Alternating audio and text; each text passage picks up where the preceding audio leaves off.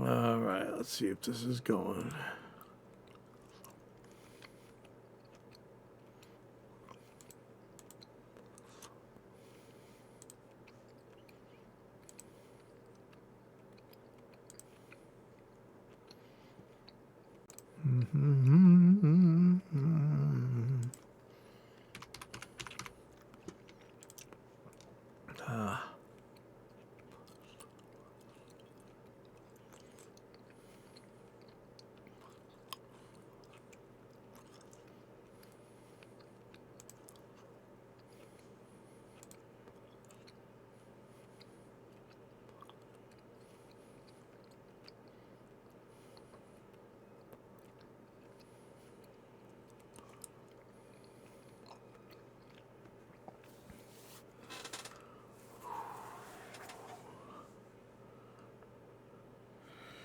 Okay, let's see if this is getting through. Check, check, check, check, check.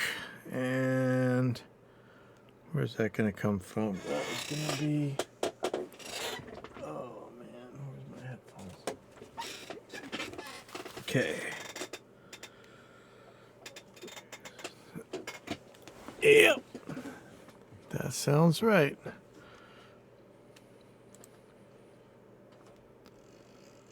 Okay, I don't know what's buzzing so loud, but, you know, it's always something. I think maybe it's a fan in this mixing console or something. Oh. Welcome to dropping in at Pipeline Audio, number 53. So, actually made it a year, and here's first episode of the second season. Is that a season? Is it a season if it's a year? And I'm calling this one IngSoc Hop. Because, first of all, you know, I know you guys probably don't really get into the YouTube drama too much, but it seems like there's a video up where the quartering, as far as I can tell, they say that Keemstar was accusing him of DMCAing people. You know, false flagging with the DMCA flag. If you were in the early days of YouTube when the DMCA Act came out, the Digital Millennium Copyright Act, usually, basically the DMCA was something that was meant to protect content creators from getting pirated or whatever, but it didn't really end up doing that very much for anybody. But in the early days of YouTube, it was used by creationists to shut down science channels. And one of the most famous videos ever in the early YouTube days was the Thunderfoot versus Venom Fang X thing, where Venom Fang X had to apologize to the internet for basically running a false DMCA flag on one of Thunderfoot's science videos.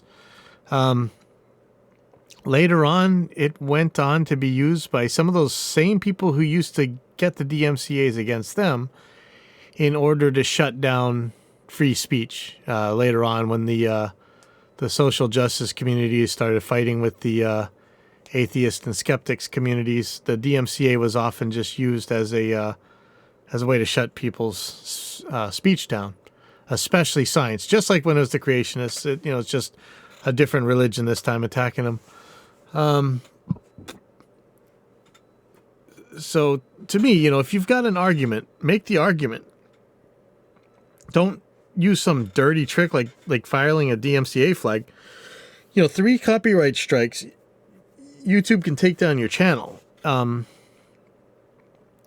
Allegedly, filing a false DMCA claim is supposed to be a really, really big deal, and you could really get in a lot of trouble for it, but that just doesn't happen. And YouTube, it makes it so hard to fight a DMCA claim. I mean, there's a couple kind of high-profile cases going on right now, but please, just, if you got an argument, make the argument.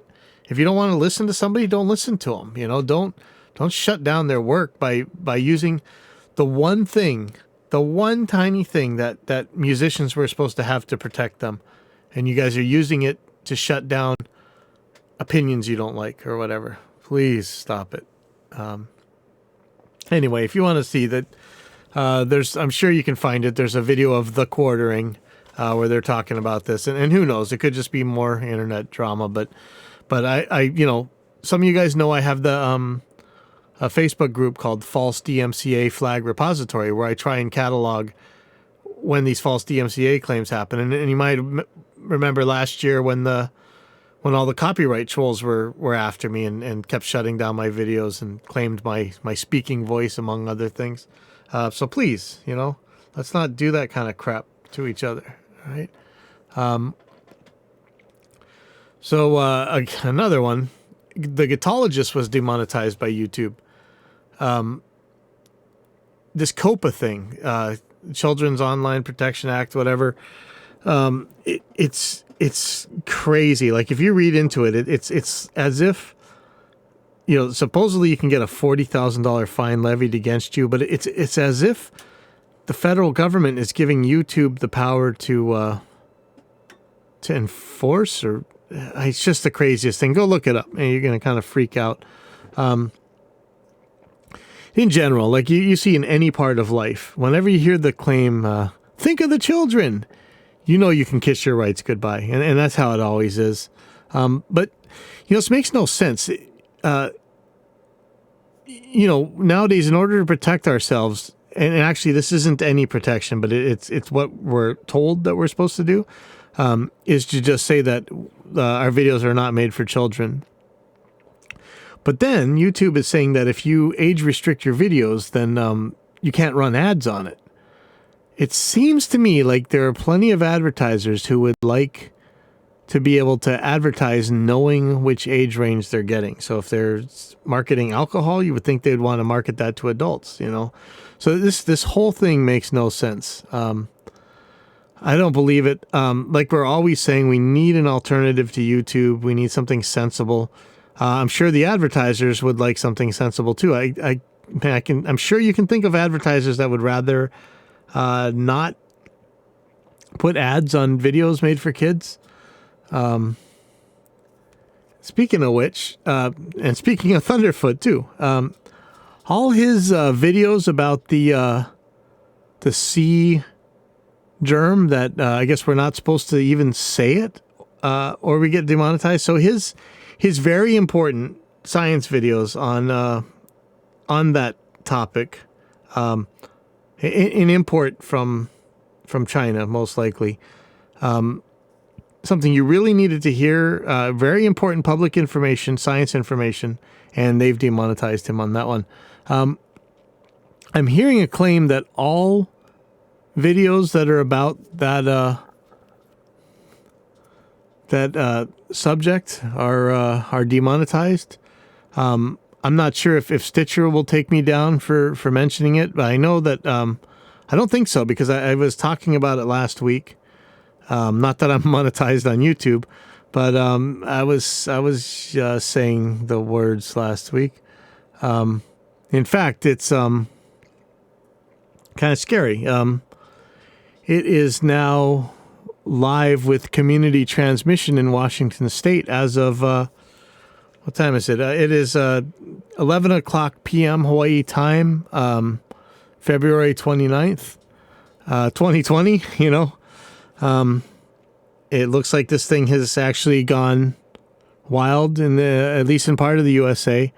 And unfortunately, this is a part of the USA where I live. The Pacific Northwest is notorious for exporting extremely anti-science people over to here, and sometimes violently so. And so it looks like they caught it, but we spend so much. We're constantly traveling back and forth between these places. We call it East Oahu, right? Washington and Portland, Seattle, and San Francisco. You'll find more Hawaiians there than you will here, most likely. So I guess it's probably on its way here. So, well, anyway, hopefully we'll see what happens next week. We're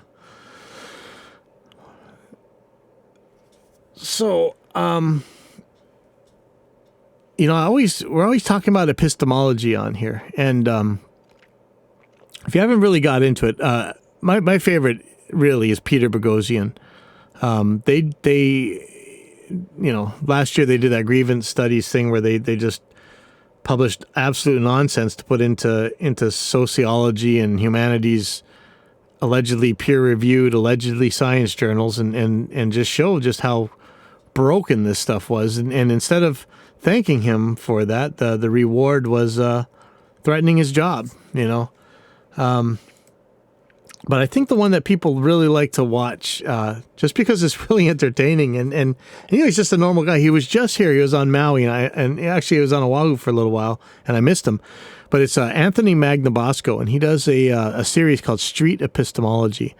And if you're not familiar with epistemology, it's really just, how do you know what you know, or why do you think you know what you think you know, and I think we brought it up on this show many times, but Peter Boghossian's, go-to with this is if he has to replace a door, he wants to measure a door and make sure that he gets the right width of door, right size of door. So he could, in order to find that out, he could use a tape measure, or he could ask his dog. And one of those is a reliable pathway to truth. Right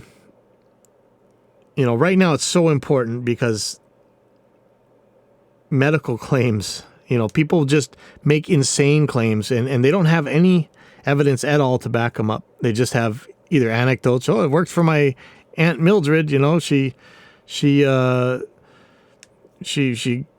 whatever it was. She killed a pangolin and drank its blood and now it cured all her cancer. You got to have,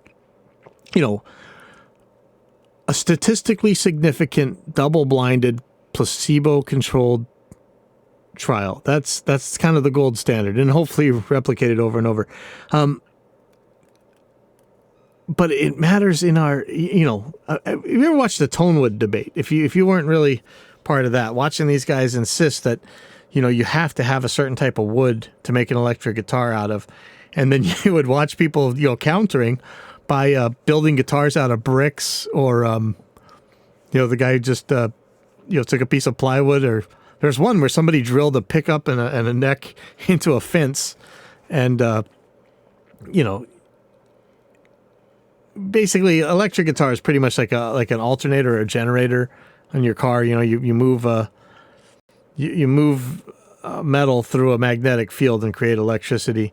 I'm sure this is going to get dinged for even bringing up the Tonewood debate, but how do you, what the strength of the claims when people are like, obviously it's true what the mahogany sounds like, it always blah, blah, blah, but how do they know? When you ask them, how did you test that? Well, I listened to it once, well, that's not really data, not really. And it kills me again, how many times have I talked about the testing I did on my website where we actually tested mic preamps and run signal sweeps through them and really see what it is that they're doing, and finding out that any of the good ones, they pretty much measure about the same. But when you go onto a forum, you'll see all these claims, and it's almost done in Kruger. It's not like, oh, this one might kind of sound okay. It's just like they're so sure that, wow, man, this one is totally like. Let me see if I can find. I don't really want to get anybody in trouble for this, but let me just pull up. And don't think I'm picking on you because I see this stuff all the time. Let's see. Actually, this one's not so bad. You know what? I think it's probably at the gear page.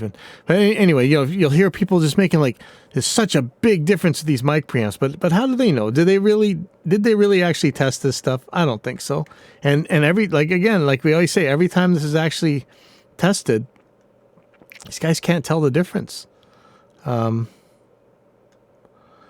It's just absolutely crazy what they'll say about, how sure they are that this one sounds that much better than the other one. And they don't really have any sound epistemology for getting there. What you can do is test it. Run a signal sweep through it and see how flat it is. I guess, I always ask what kind of broken do you want? When they say that they want character or flavor, like those always seem to mean distortion or deviation from linear response. But when you test the things, they're pretty much flat, like how many times have we got to do this over and over again? I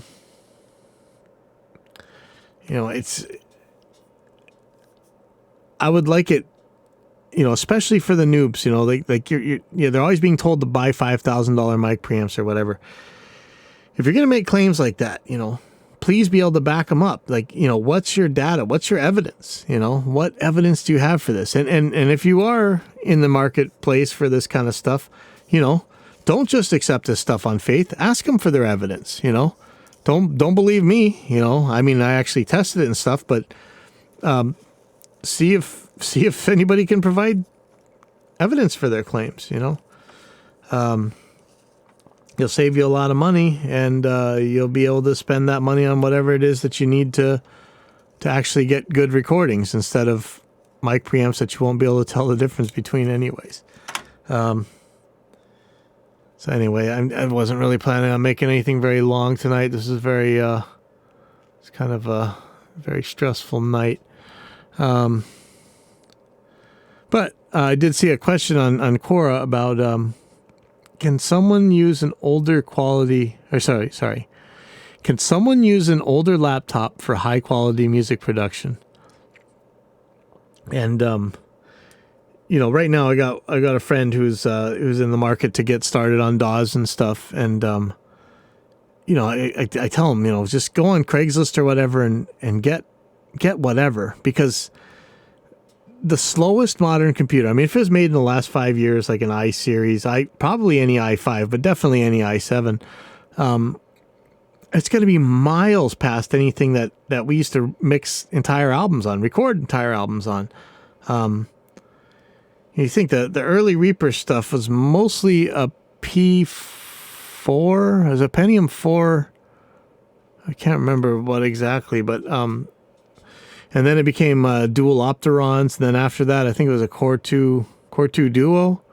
I mean, I thought, man, when was that Core 2 Duo or the Core 2 Quad came? Like, well, this power is incredible. Like I'm never going to run out of power. But now I do, of course, because we just start throwing in more plugins and stuff. But definitely, you gotta, any laptop you can really get. And lots of times people give these things away that are way more than powerful enough to do, especially for most people. You're going to have at most, you're going to have like a 2-channel interface. You're not going to have more than that coming in. So, I mean, I got 32 IOs going all the time, and that was fine on a Core 2 Quad, So don't let any of this hold you up. I mean, this stuff is so powerful, and what we used to do back in the day, everybody all nostalgic for, but it wasn't as powerful as what you can do right now. You're not gonna run out of reverbs or EQs or anything. You don't have to judiciously choose that, I'm only going to be able to use this EQ on this one track. No, man. Any of these laptops you get your hands on is going to be way more powerful enough to put all that junk on all the tracks. And hopefully learning that you don't need to do that. Anyway, I know this is a short one, but it's just kind of a crazy day. Please don't DMCA people, all right? And tell your friends don't DMCA people. I'll see you guys next week if the world's still spinning. Go get your week's worth of food. I figure if you need more than that, we're probably not going to make it anyway. So, be smart. Don't touch your face after you've been out in public. Don't get too close to your loved ones if you don't want them to get infected or what. I don't know. Go ask a doctor. Hopefully we're all okay, and I'll see you guys next week.